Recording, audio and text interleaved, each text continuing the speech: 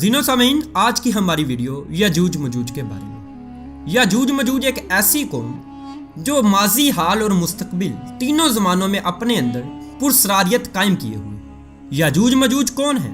हम बचपन से इनके बारे में सुनते आए हैं, लेकिन मुख्तलिफ उलमा कराम की मुख्तलिफ आरा की वजह से ये मौजू बहुत से इख्तलाफात का शिकार रहा है। आज की इस वीडियो में हम कुरान और हदीस की रोशनी में इस मौजू को ज़ेरे बहस लाएंगे और इस मौजू पर इंसानी दिमाग में उठने वाले तमाम सवालात, जैसा कि याजूज मजूज कौन है, क्या ये इंसान है, ये इस वक्त कहाँ हैं और कब ज़ुहूर पजीर होंगे और उनका खात्मा कैसे होगा। नाज़रीन व सामीन, इन सवालात की तलाश से पहले इनका तारीखी पस मंज़र जानना इंतहाई ज़रूरी है। तो दोस्तों, तारीख शुरू होती है हज़रत आदम अलैहिस्सलाम से। इसमें कोई शक नहीं कि तमाम इंसान हज़रत आदम अलैहिस्सलाम की औलाद में से है और जुल्म व बर्बरियत की दास्तान रकम करती हुई ये कौम भी उन्हीं की औलाद में से है। बाज़ मुफक्रीन के मुताबिक ये कौम हज़रत नूह अलैहिस्सलाम की औलाद में से है। हज़रत नूह अलैहिस्सलाम के 3 बेटे थे, जिनमें से एक का नाम याफस था और याफस के 12 बेटों में से 2 का नाम याजूज और मजूज था। इन्हीं 2 बेटों में से याजूज और मजूज की नस्ल चली। नाज़रीन व सामीन, यहाँ याजूज मजूज के साथ हज़रत ज़ुल्करनैन से मुतारफ़ होना भी बहुत ज़रूरी है।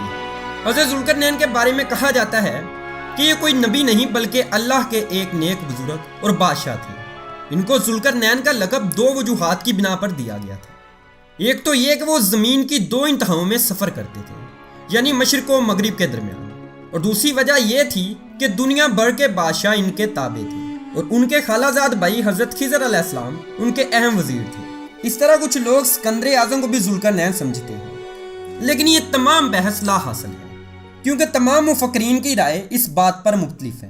बहरहाल, हज़रत ज़ुल्करनैन क्योंकि अक्सर सफ़र में रहते थे, इसलिए वो सफ़र करते हुए एक सल्तनत में जा पहुँचे जहाँ तुर्क आबाद थे। ये सल्तनत आज़रबाईजान और आर्मीनिया की सरहद के करीब वाक़ है। वहाँ के 2 पहाड़ों के दरमियान ये जगह थी जहाँ ये कौम आबाद थी, जो तुर्कों का कत्ले आम किया करती थी और अपनी शरपसंदी और फितना अंगेज़ी के बायस मशहूर थी। ये कौम हर किस्म की शर अंगेज़ी और बुराइयों का मरकज़ थी, बल्कि इसके बारे में यहाँ तक कहा गया है कि कुफार और मुशरिकीन की तमाम बुराइयों को यकजा किया जाए तो इनके सामने कम पड़ जाती है और ये इंतहाई ताकतवर कौम थी जिसका मुकाबला किसी के बस की भी बात नहीं थी। नाज़रीन व सामीन, याजूज मजूज के दोबारा इस दुनिया में खरूज की अहमियत का अंदाज़ा इस बात से लगाया जा सकता है कि लफ्ज़ दिजाल अल्लाह ताला ने कुरान में कहीं भी बयान नहीं फरमाया, लेकिन याजूज मजूज का लफ्ज़ कुरान मजीद में तफसीलन बयान है।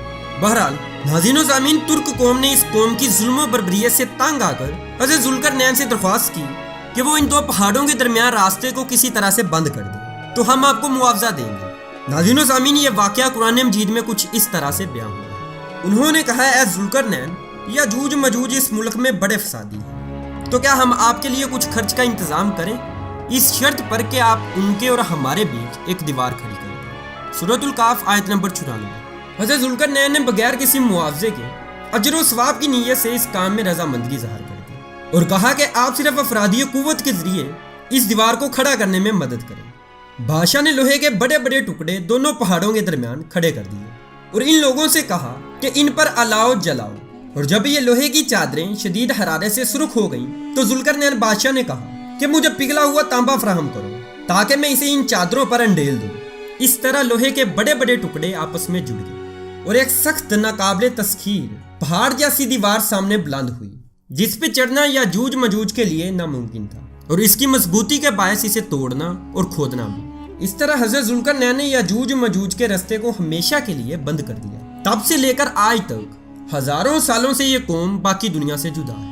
उनका खाना पीना, मुआशी और मुआशरती निज़ाम गालिबन सब कुछ हमसे मुख्तलिफ है। वो मुसलसल दीवार गिरा कर या इसमें सुराख करके बाकी दुनिया से आ मिलने की कोशिश में लगे रहते हैं, और जब इनका थोड़ा सा हिस्सा बाकी रह जाता है और सूरज गरूब होने लगता है तो वो दीवार में काफ़ी सुराख कर चुके होते हैं, लेकिन फिर इनका अमीर इन्हें वापसी का हुक्म देता है कि वापस चलो, अब बाकी काम कल करेंगे। लेकिन अगले रोज़ जब वो वापस आते हैं तो दीवार पिछले रोज़ से भी ज़्यादा मजबूत हो चुकी होती है। दोस्तों, कुछ मुसलमान मौरखीन और जोग्राफिया नफीस इस दीवार को कोकास के इलाके, जिसे अरबी ज़बान में अल कोकास कहा जाता है, दागिस्तान में दरमिंद और दारियाल के दरमियान बयान करते हैं। यहाँ बुलंद व बाला पहाड़ हैं और यहाँ शुमाल की वैशी कौमों की जनूब की तरफ यलगार रोकने के लिए एक दौर में 50 मील तवील और 290 फीट दीवार भी तामीर हुई थी। جس کے کچھ آثار آج بھی دیکھے جا سکتے ہیں۔ کچھ علماء کے نزدیک یہیں کہیں ذوالقرنین کی تعمیر کردہ دیوار موجود ہے، جیسا کہ کچھ علماء دیوار چین کو بھی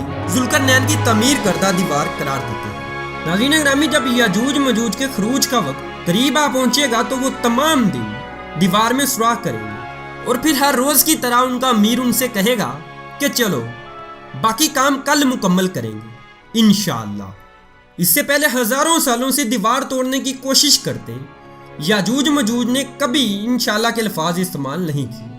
ان الفاظ کی ادائیگی کی توفیق اللہ تعالیٰ نے ان سے چھین رکھی ہے، لیکن ان مبارک الفاظ کی ادائیگی کے بعد جب اگلے روز یاجوج ماجوج واپس آئیں گے تو دیوار میں موجود سوراخ ہر روز کے برخلاف، جبکہ وہ خود بخود بند ہو جاتا تھا، اپنی جگہ موجود ہوگا، اسی طرح جہاں اور جس طرح وہ ایک روز پہلے چھوڑ کر گئے تھے۔ انتہائی پرجوش یاجوج ماجوج تیزی سے اس دیوار کو اسی سوراخ کی جگہ سے دوبارہ توڑنے کی کوشش کریں گے، اور سورج غروب ہونے سے پہلے ہزاروں سال سے وہ مضبوط دیوار جسے ذوالقرنین نے تعمیر کیا تھا، یہ شریر قوم اس سے آگے نہ بڑھ سکتی تھی، وہ دیوار زمین بوس ہو جائے گی اور یاجوج ماجوج کا خروج ہوگا۔ ناظرین و سامعین، اس طرح وہ شرپسند قوم اس دیوار کو توڑنے میں کامیاب ہو جائے گی اور ہر طرف تباہی مچا دے گی۔ ناظرین و سامعین، ان کی طاقت کا اندازہ آپ اس بات سے لگا سکتے ہیں کہ حضرت ذوالقرنین جو کہ ایک بہادر اور طاقتور بادشاہ تھے، ان کی فوج بھی ان کا مقابلہ نہ کر سکی، اس لیے انہیں دیوار کے پار قید کر لیا گیا۔ خیر، جب یہ قوم آزاد ہو جائے گی تو ہر طرف تباہی مچاتی ہوئی نکلے گی، اور جب ان کا پہلا گروہ بحر تبریہ تک پہنچے گا تو جھیل کا سارا پانی پی جائے گا۔ جھیل تبریہ جو فلسطین کے شمال میں واقع ہے اور فلسطین کی سب سے بڑی جھیل کہلاتی ہے۔ اس طرح جب آخری گروہ وہاں پہنچے گا تو کہے گا کہ کبھی یہاں پانی ہوا کرتا تھا۔ پھر یہ قوم ہر طرف فساد برپا کر دے گی، اور ایک وقت آئے گا جب ساری زمین پر ان کا قبضہ ہوگا۔ جب یہ قوم یروشلم کے پہاڑوں پر پہنچے گی تو کہے گی کہ اب ساری زمین پر ہمارا قبضہ ہے، اور آسمان کی طرف تیر برسائیں گے تو وہ تیر آسمان سے خون آلود ہو کر واپس آئیں گے۔ آسمان پر تیر برسانے کے عمل کو بعض جگہوں پر اس طرح بھی بیان کیا گیا ہے کہ یاجوج ماجوج چونکہ انتہائی شر پسند اور طاقتور قوم ہے، لہٰذا وہ اپنی طاقت کے نشے میں جدید ٹیکنالوجی کے ساتھ خلائی مخلوق سے بھی الجھ پڑیں گے۔ خیر ناظرین گرامی، دجال کی موت کے بعد حضرت عیسیٰ علیہ السلام کو حکم ہوگا کہ اے عیسیٰ، وہ قوم نکل پڑی ہے جس کی طاقت کا مقابلہ کسی کے بس میں نہیں، آپ یا تو کوہ طور کی طرف نکل جائیں یا پھر قلعہ بند ہو جائیں۔ اور اس طرح حضرت عیسیٰ علیہ السلام اپنے ساتھیوں سمیت ہر طرف سے یاجوج ماجوج کی یلغار میں آ جائیں گے اور اس خوفناک قوم کو شکست دینے میں ناکام ہو جائیں گے۔ لوگ قطار در قطار اس قوم میں شامل ہوتے جائیں گے، ہر 1000 میں سے 999 لوگ یاجوج ماجوج کے ساتھ مل جائیں گے۔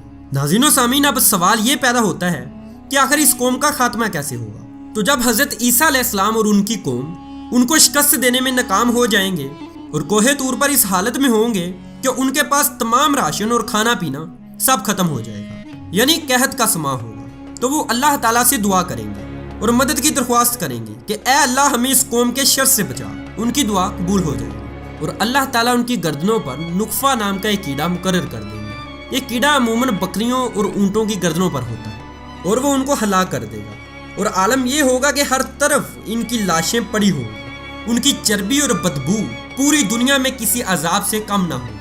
اور پھر اللہ تعالیٰ خاص قسم کے پرندوں کو مقرر کرے گا جن کی گردنیں اونٹوں کی طرح ہوں گی، اور وہ ان کی لاشوں کو اٹھا کر اس جگہ لے جائیں گے جہاں اللہ تعالیٰ کا حکم ہو، اور پھر تیز بارش برسے گی جو ساری زمین کو صاف کر دے گی۔ پھر زمین کو حکم ہوگا کہ اب صاف شفاف قسم کے پھل اگا، اور اس کے بعد عالم یہ ہوگا کہ زمین پر ہر طرف ہریالی ہی ہریالی ہوگی۔ پھل ایسے ہوں گے کہ ایک انار بہت سے لوگوں کے لیے کافی ہوگا، اور مویشیوں کا دودھ ساری بستی کے لیے کافی ہوگا۔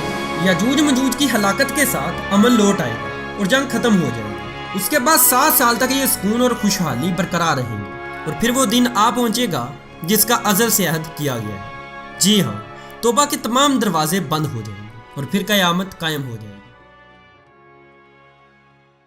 ناظرین و سامعین، اس کے ساتھ ہی ہماری آج کی ویڈیو کا اختتام ہوتا ہے۔ ویڈیو پسند آنے کی صورت میں اسے لائک کریں۔